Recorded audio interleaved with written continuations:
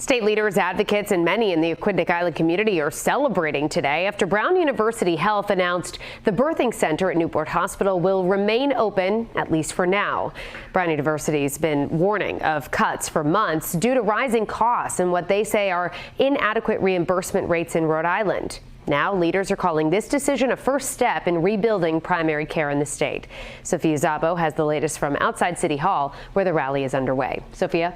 So the doctor told us this. Well, Shannon, there is a sense of relief here, but also a sense of duty to continue working to save that birthing center. Now, take a look at the crowd that's forming here in Newport. We have people with streets lining this, people with signs, that is, lining the steps to City Hall. Lots of passion and even some emotion with people here speaking about their mothers giving birth at the hospital, inside the birthing center, and also people who gave birth themselves at that center. Now, word spread like wildfire after it was announced that the center was at risk. The announcement came just hours before the scheduled rally. Brown University Health says the birthing center will remain open for the 2026 fiscal year while they evaluate the next steps. This includes forming a task force, which they say will renew the finances, operations, and impacts of the center. Now, in their statement, Brown University Health says recruiting OBGYNs has been a major challenge in addition to the financial struggles, which they say have also been major. Lawmakers increased reimbursement rates to Medicaid by tens of millions in the state budget, but it was millions short of what the Rhode Island Hospital Association asked for. These issues have put Brown University Health below their operating margin for the past decade.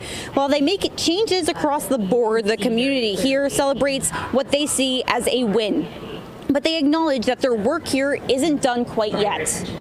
When a community doesn't have access to a medical specialty, this means more trips to Providence, a greater burden on our already overworked primary care doctors, longer wait times, less continuity of care, and ultimately, feeling more like a number and less like a human.